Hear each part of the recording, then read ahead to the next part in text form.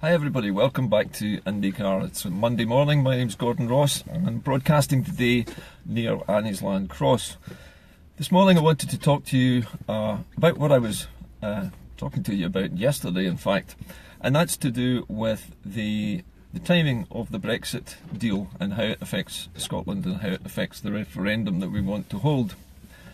Now, yesterday I was in something of a hurry because I was running out of time during my working day to broadcast, and I was getting problems, seemed to be getting jammed, and my sound on my transmissions was being cut. However, today should be fine. Hopefully you can all hear me this morning. Anyway, what I wanted to do was issue a couple of clarifications about yesterday's broadcast. There have been a number of you who contacted me saying that the proposal I made about creating an independence movement set of candidates for fighting the Scottish general elections. Some people felt that I was trying to split the SNP vote, but I should clarify what I meant by creating a series of candidates by the movement. In other words, get the movement to unite into a kind of pseudo-party and produce some candidates for the list vote, was what I meant to say. And I didn't say that yesterday, so it caused a bit of consternation. The idea is to put a third choice candidate, a third pro-independence candidate, in place, in seats where the SNP was certain to lose, no matter how many votes they got, because perhaps of the Tories or the Labour Party or the Lib Dems having sway, or all three of them being able to make some headway. But the point was, if the British parties have a tripartite agreement and there are only two parties for independence on the other side, then there's an imbalance that we can't really correct. And the D'Hondt system, which we use in our parliamentary elections, is designed to ensure that parties which get less votes are still represented. But it also was designed to ensure that no party could get a full majority. So there would have to be minority administrations, there would have to be agreements between parties, and supposedly this was to make it fairer. But in actual fact it was designed to make sure that the British parties could prevent the SNP from gaining the upper hand. However, if we have three parties, or three sets of candidates in every seat, then that evens things up somewhat. And that was the idea. The idea was to come up with a movement which could then appoint or delegate certain representatives to stand as candidates in these key list seats to prevent the British parties from taking them from the SNP and giving them instead to a pro-independence independent candidate from the grassroots independence movement. So what I was thinking about was maybe calling this group GRIP, the Grassroots Independence Party, or something like that. We could use that as a strapline, get a grip on your democracy. But anyway, that was one idea that I'm putting out there for discussion. So just to clarify that. Second point of clarification was with regards to Dr. Mark McNaught's predictions for what was happening with Brexit, and why he felt very strongly, and still does incidentally, that our referendum must be held this year before September.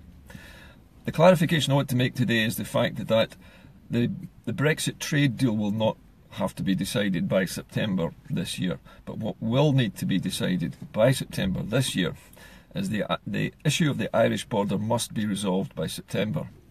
The issue of citizenship and the rights or human rights of citizens living in the UK who have come from elsewhere, come from Europe, that must be decided. But also, interestingly, I forgot to mention this, is the issue of Gibraltar, this British naval base which is effectively on a bit of rock which was won from the Spanish hundreds of years ago.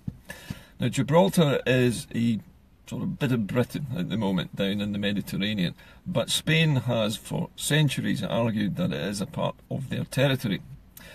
The Spanish government has insisted that any Brexit deal must include talks with Spain about the future of Gibraltar, and that has not even been mentioned by anybody at any point by the British government about what they're going to do about Gibraltar. But that's the third thing that has to happen before September. And as Mark points out in his article, that's a very, very tall order for the British government to square the circle of what will happen in Ireland to guarantee the human rights of all EU citizens, in fact all citizens generally in the United Kingdom, at a time when they're throwing out their own citizens from the Windrush generation and firing them off out of the country completely illegally, really. So there isn't much confidence amongst the European side that the British government can do any of these things before September. However, the actual deal on Brexit cannot be negotiated until after the 29th of March 2019, and that's Brexit Day. And so the framework has to be in place before that. That's the framework I've just mentioned, the deal about Irish border, the deal about Gibraltar, and about human rights and about the rights of EU citizens living in Britain or living in the UK. And that framework is a part of that. The framework is how they will move forward after that. And the EU has to be satisfied that all of these issues have been dealt with by September. And only then, in December, will the EU then decide whether they're going to let the thing go further and allow Britain to Brexit on the 29th and continue then in this transition period where we get to negotiate a trade deal. The problem is that if these conditions, these preconditions, are not met by the deadline, then that deal is off and the transition will be withdrawn. And that means there will be no transition deal after the 29th. It will mean we will crash out of the European Union on the 29th of March without any deals being done. And then there will be a lot of scurrying around trying to cobble together a trade deal with Europe at almost any cost, and possibly a very, very disadvantageous deal with America on almost any terms the Americans care to name, because Britain will be desperate. And that includes selling out Scotland big time, and selling out both our oil, our whisky, our gas fields, who knows what, our renewable energy, our food industry. Everything with the word Scottish in front of it will be at risk at that point. So those are the clarifications I wanted to make about yesterday's broadcast. That brings me to the subject, well, the main subject for today, which is slightly off topic, shall we say, but no less important for the country in general. Now, those of you who are like me, of a green disposition, we like to recycle, we like to see waste products being recycled and used again, which is a great thing.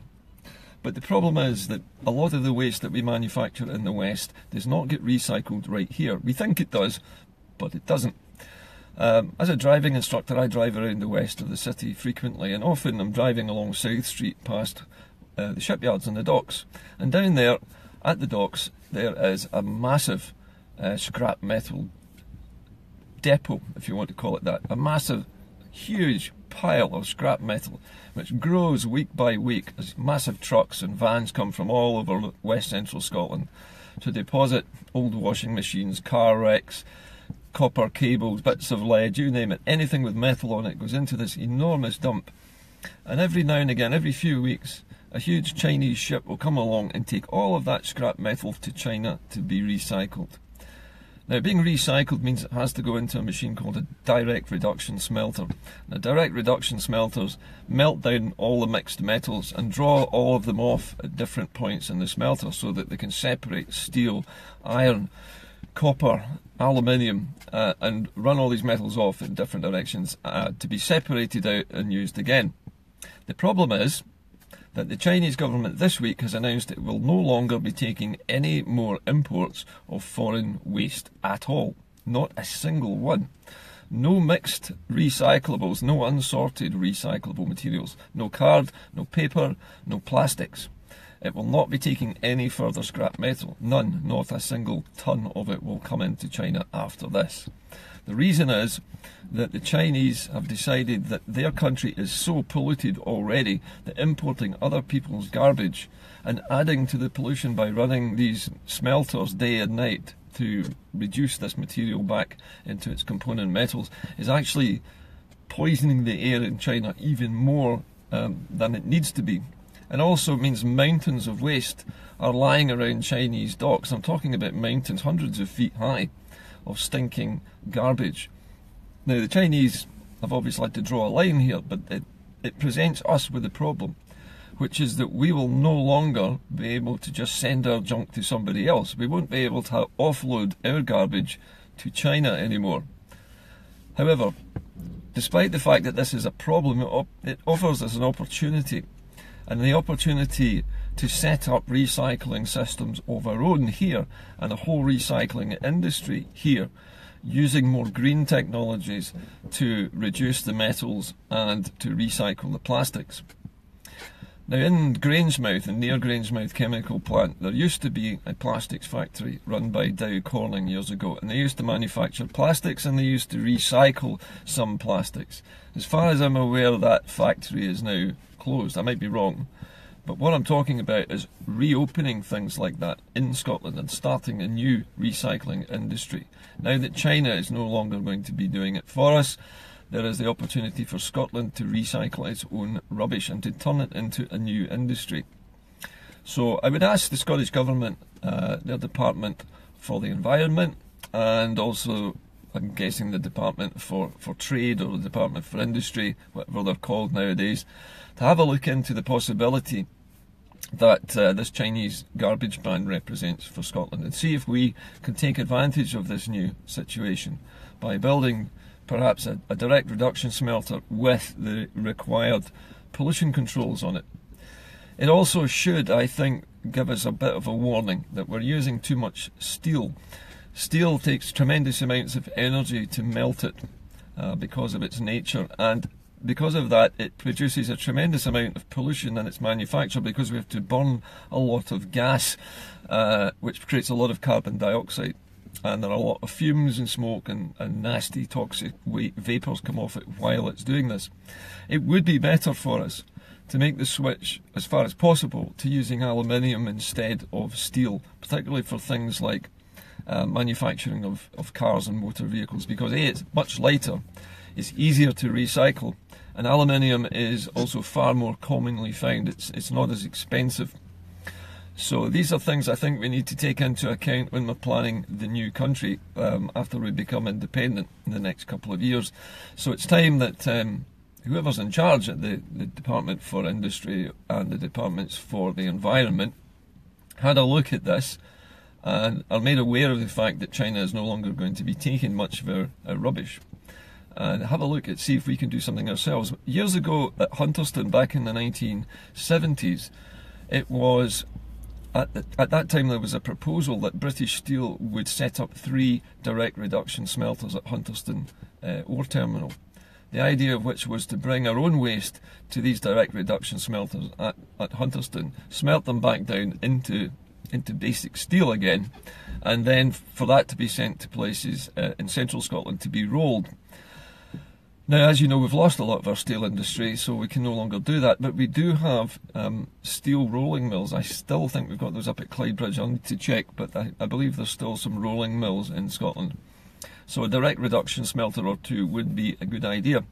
So something else for us to think about for the new nation, as well as all the green industries. We also need to be able to recycle plastics, metals, cardboard and paper.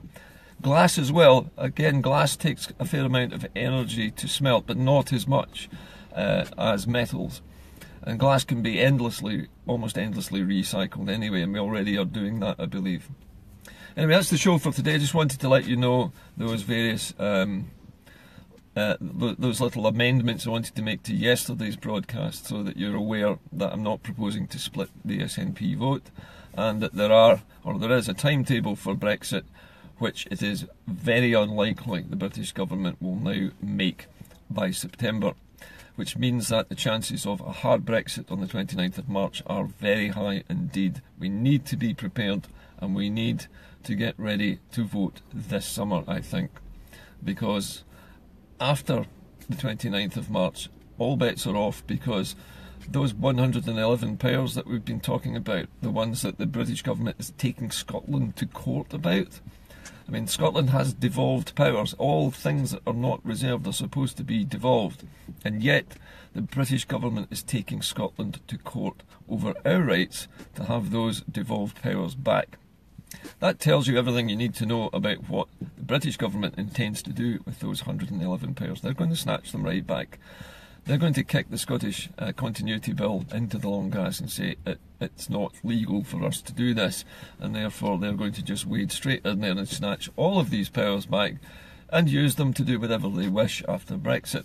And that will include fracking, and it will include lowering the standards of food hygiene so that we can do a deal with the Americans. That will mean chlorinated chicken, and that will mean beef burgers that are full of drugs that pump up the beef, basically. So we're talking about hormones, and we're talking about antibiotics in our food. Something which we in the UK would never normally tolerate, and we in Scotland absolutely hate. So, at the end of this broadcast, we're still in this situation where we are waiting for a starting gun to fire. I don't know why we're waiting so long. The writing is already on the wall. I think it's almost a dead certainty that the UK is not going to make the deadline in September, and it might not even make its deadline in December for the final phase of it. And that just leaves us with March next year as the cliff edge. And once we go over it, all bets are off. And the chances of getting a referendum after that, I would think, are almost nil, because the UK will be in absolute pandemonium. There will be chaos, I guarantee it. And the last thing that the Tories will want is to lose Scotland and all of its wealth and riches, all of the things that will keep a completely unstable and erratic, isolated Britain afloat while it tries desperately to rewrite 40 years of treaties, about 400 treaties with other countries. It's a mess. It's an utter mess. And there is no way, I think, that the Tories can ever put this together. Remember one thing, Scotland, of all parts of the United Kingdom, is the most valuable part of it at the moment for the Tories and for the establishment. Ireland, I'm pretty sure Northern Ireland, the British government would quite happily throw under the bus. They might even just give it back to the Republic, because it has no real value to the British state other than a bit of history, but it doesn't have any commercial value because Northern Ireland runs at a massive loss most of the time, and so it's a drain on the British state. Scotland, on the other hand, runs at a constant profit, and its massive amounts of exports and its highly regarded brands are one of the biggest success stories in British industry. And the one thing I think we can guarantee is that we will have to fight tooth and nail to separate ourselves from the UK after the Brexit crash happens. Remember, there's also a stock market crash overdue in the United States. The stock values in the US have reached the stupid levels that they reached in 2008, just shortly before the major crash of 2008. And most of the pundits in the financial world in America are predicting a massive stock market crash in the US. And if that coincides with Brexit, that'll be a double disaster, because we can't really do a trade deal with a country whose own economy is going into recession. That's it for today. A bit of gloomy news, I'm sorry about that, but the idea of creating our own recycling systems in Scotland, our own new recycling industry, could be a reality now. And I think it's time that we started thinking ahead. See you later. Bye for now.